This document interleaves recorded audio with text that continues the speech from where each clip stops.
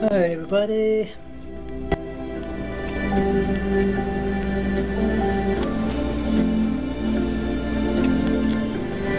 So far so good with all the recording that I've done so far. Today, same day. Now, I've only got one little block on my battery icon here.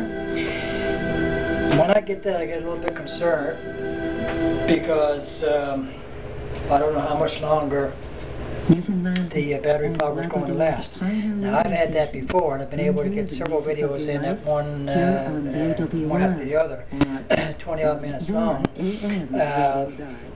probably a couple hours or more before that last block is given out on me and the power's gone down to the point that it could go any moment. So I might be okay, but it's just when it happens midway in a video that again you've already got put several minutes into sort of thing, and you know you have a danger of losing it. It gets a little frustrating. But anyway, okay. I can't help complaining to people. It's just in my nature. It's just in my nature. It's just in my nature. I'm addicted to freaking complaining. I think like I'm addicted to so many other things. Now, so we're going to continue on here now. It is still July 22nd. It's now almost 7:30, so the evening is progressing here very, very quickly. The lighting is getting less and less, but now I'm hoping, I'm in the kitchen here now, and I've got, as far as I know, I've got the use of the kitchen now for this little while to do this with, hopefully letting it after interruption. Do you know I used to stutter a lot when I was a kid?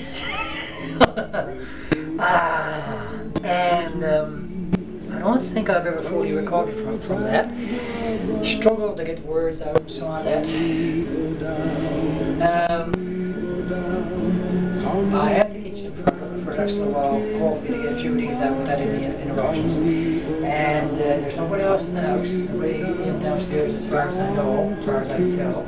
So I guess I'm not driving anybody crazy with my jibber jabbing up there, making these videos and so on. At my previous address, I lived at before I moved over here, there was absolutely no soundproofing in the apartment whatsoever. There was no real soundproofing in this house either when it comes to that, because you can hear everything going on downstairs, and I assume you can hear everything in reverse. So it didn't really improve that situation much at all when I moved over here.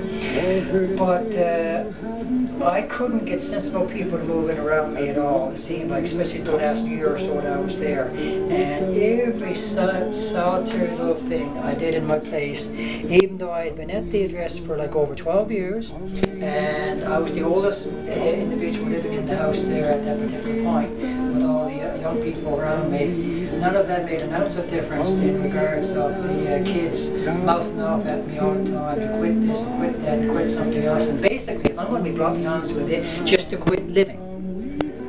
Because they didn't want to hear my music, they didn't want to hear me on the phone, they didn't want to hear me carrying on with my cat, they didn't want to hear me conversing with anybody else if I had company in. They didn't want to hear me doing my dishes, they didn't want to hear me using the washroom even, they didn't want to hear freak all. I couldn't move, I couldn't breathe, I couldn't live. And several months of having these kinds of people living around me, yet for all, they had no issues of thumping and banging their doors constantly. They couldn't leave the house without closing. Nobody knows how to close a door, especially here in Newfoundland, it seems like. Knows how to close a door sensibly. You know, you close your door, you lock it afterwards, right? Isn't that what most people do in most parts of the world who want to, you know, close your door, lock it afterwards? What do? We lock the damn door first and then bang it too. Idiots that we can be. Everybody does that. And at the last place that I lived at, the front door was right above my, right underneath my living room area. And so I was having this and that all day long, day in, day out, you know. The lady lived underneath me when when I first moved in was a senior lady up in her 60s, and she was a little bit hard of hearing, so I tried to make exceptions for her. But once she moved out, and I was there about a year and a half after her, everyone moved in after me. It was the same thing, and we're all much younger. And last bunch, like I say, they were only kids then still. So I complained about that. They got all snotty with me, and then they had to bitch about every single other thing all of a sudden, you know, just because I mentioned about them banging the front door unnecessarily. So anyway, for someone who's got nervous problems anyway, it didn't do anything for my nerves. I was actually getting sick over there because of my nerves and so on that. And complaining to the property owner about it did nothing. She was utterly useless. And in the end, it more or less basically got me evicted because I was giving the other tenants problems because I was trying to get them to get off my back and so on that, where she wouldn't do anything. And rather than pick up for me and back me up, she sided with them because she was making more money off them, and hell with me. Even though that I was living in the house before she took the damn place over. I was there for 12 and a half years up to that point. Couldn't care less. You know, it's like all about money for these people. All these people just all about money. So the way everything worked out then, of course, was that my dad was sick with cancer anyway, and he had to come into St. John's there for treatments and so on. That so I was kind of forced to move regardless to get into a place with him so he could have his treatments and all the rest of it. So I moved in here and blah blah blah. It's just the way everything all kind of fell in place there. Very stressful period of my life. But the way things ended up in that house was really very upsetting, very insulting, very degrading, and I never did get any satisfaction over the first or last. And all these young pricks now moved on completely, going on with their lives and completely forgetting about you know, what they put me through and all the rest of it, sort of thing, because that was just a little glitch in their lives, I guess, and they've all completely forgotten about that now, sort of thing. But I haven't forgotten, and I'll take it to my grave. So thankfully, since I've been over here, and especially since the young fellow that's living down there now has moved in over the past couple of years or so, I don't know if it's because of the Asperger's syndrome that he's got, the condition that he's got, or what, but I do stuff like this and he doesn't complain. And whether it bothers him or not, I don't know, but at least I can live to some extent, you know, better than I was able to do at last week. And I mean, it's like now, like I said, I'm in my 50s. I mean, if I had kids living around me now, mouthing off at me all the time, shut up about this, shut up about that, and don't play my music. I'd be ready to tear the heads off them. I'm telling you, it's gone on the truth, people. If you're in your 20s and you got people around you in their 40s and 50s and 60s and whatever, have some damn respect for them, okay? And let them live their lives as well. Don't try to control everything just because you think you should because you're a younger person. Welcome, Brett. Thanks for having me. It's good to have you here. That's all I'll say about that. When we spoke earlier, because you don't know what you're doing to these people about mouthing off about this, mouthing off about that, tell them not to do this, not to do that. And these are people old enough to be your parents. It's not right. It's just not right. They still have the right to live as well. You know, you don't give up living just because you reach a certain point in your life. You don't roll over and die before you actually dead. And I think that's what kids expect people to do when you reach a certain point. You're not supposed to live anymore. Conversations, would you agree? You know? Yeah, I mean, the reason why I'm interested... Like I said, I mean, I'm 50 odd on the outside, but I'm still fucking, can't get the language again, an 18-year-old on the inside. So the oceans 20-year-old, for humanity. They provide food, they provide... I can't help what's happening with my body. I wish to grow it, I could control it, but I can't. But on the inside, spiritually, personality-wise, and all the rest of it, I'm not aged, I'm still you've got your navigation, you've got the ecosystems, you've got even the... Now, this is a combination that I like to wear a lot. I have worn a lot. I like this shirt, I like this color, and I like this combination with this t-shirt and this shirt. Now again, this is not Is that your primary area of form-fitting shirt, is research that here right? at the Marine Institute? Yeah, I like to say that's my day job. I don't know if it's tapered. I don't think it's tapered at all, actually. Right. What would you say If it was tapered, I think it would fit better and it would look better. So I cover a number of different But areas. I like this color. I like these patterns. Technology. So Everything's backwards there again. fishing gears that have less of an impact on the environment, or that helps fishers get a better price for what they're catching, so you can catch. No music there, Tony. I do jibber jabbing on the radio. I'm going to just put that down a bit more. In the area of environmental policy and law, and I also teach classes in statistics and science communication. location. So I'm very spread very thin. I'm drinking water here, people, okay? It's all tied together with this Just water. conservation biology. So It's really warm day here today, and I'm not grumbling about it at all because it is July the 2nd, it is summer, and it's nice to get some summer weather. But I'm just drinking the water now just to keep my throat clear and to, keep myself cool down and all that jazz. Got the fan going above me here in the ceiling, so it's keeping the kitchen cool down a fair amount. I won't even open up the window here in the kitchen because where I'm talking and all the rest of it, my voice will carry outside of the house and happen up the street, I suppose, or whatever, and the neighbours might get bugged by it, so keep the windows closed there, sort of thing. So when I keep the windows closed, it's not hot as such. Or the ocean really in any way. I just liked the ocean. I liked water. I was always a swimmer. Now, this is another shirt. I'm showing you a handful of shirts that I have that I consider to be favorite shirts. And also, this is tying into what I said in one of my earlier videos there this past weekend, there Saturday. Well, I think there were ones I did there before that as well. I said, the only thing that, like, all these shirts are too large on me. All too large. Beautiful shirts, but they're medium-sized shirts, they're not three-part. So even though I like wearing them, because of the way they're shaped, they don't accentuate my body very well. They just kind of like hang off me kind of loosely, sort of thing. But this is a combination I like a lot too. I like this. When I was younger, and where did you decide to go to? I had a lot of color in my clothes. Okay? Now, as you know, you must know by now, I consider myself to be a predominantly gay man. Okay? And you know, when I was over at the other address, I couldn't even so much as say something like that if I had my window open. I was talking to somebody would bitch something out at me at some point to tell me to shut up and keep quiet and all the rest of it. I'm telling you people, you don't know how backward this island is, how backward this province is, how backward so many people, you know, and I know they're not going to like it, and in Newfoundland that sees these videos, they're not going to like what I'm saying, but I challenge them to prove to me how I'm wrong, you know, and even here in St. John's, this is the capital of the province, but I mean, you've got a lot of backward, paranoid I suppose, but intolerant people from around the Bay communities I suppose, but even people born and raised there who just essentially in this incredible I don't know where their minds are at. You know, they're just very bigoted, backward, small-minded people and so on. And it seemed to me that at the previous address that I was at, I was surrounded by those people everywhere. So even if I was having a conversation with a friend or whatever about any kind of gay issue sort of thing, I couldn't even do that in my own place. If I had the windows open, if somebody happened over, and even if I didn't even have the windows open, if somebody on the back underneath me happened over here or something like that, they'd be very quick to tell me to shut up and give it up and all that sort of thing, because they couldn't be bothered or anything like that. You know, it was none of their damn business and they could just ignore it, you know, or try to ignore it, rather than trying to dictate to me like that in my own place. But anyway, so I wouldn't even be able to do what I'm doing here right now, I doubt, comfortably, if I was at my other place. Not even close to comfortable, I probably wouldn't be doing it because I'd be too self-conscious.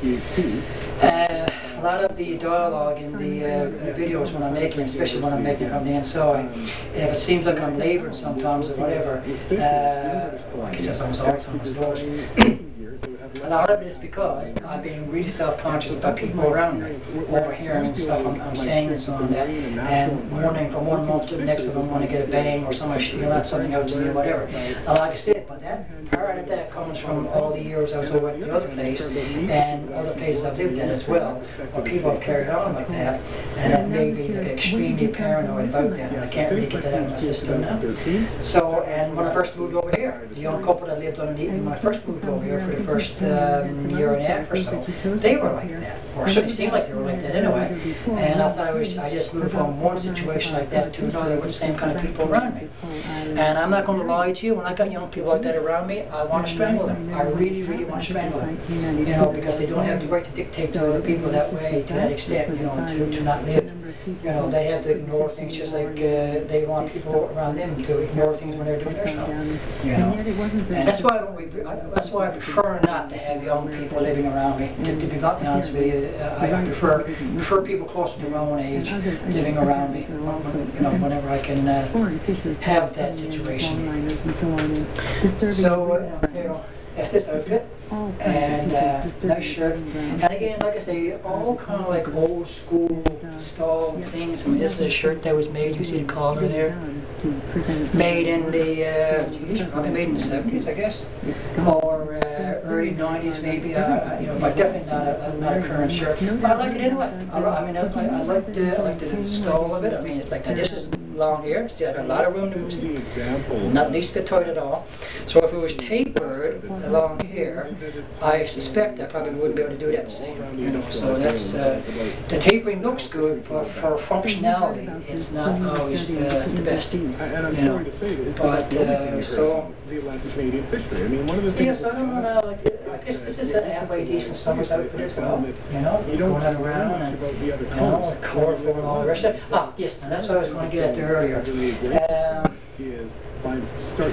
How I love colour in clothing.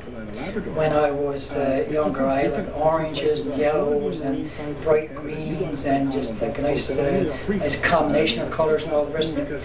And I had a lot of people tell me when I first came to St. John's that it made me look too gay, of course, too much of a fairy, or a Mary, as the terms we use around here. And so it got me to a point eventually where I became really, really self-conscious of it, and I toned down on the colours in my clothing and so on. I don't know if I'll ever go back to that again now or not, but I still like to have some bright colours in my clothing because it's just cheery. I mean, it's bright and it's cheery. You know, you give the image of being a perked up, cheerful kind of person. You know, just like even wearing the nice bright colours, when you see yourself, you know, just the bright colours kind of perk you up, sort of thing. It's a nice look to have. You know, to be wearing different combinations of colours and bright colours and just cheery, you know, stuff. And this is what I love about Asian people. Okay, from everything I've been seeing now over the past, maybe I could do this way. Get down on my knees.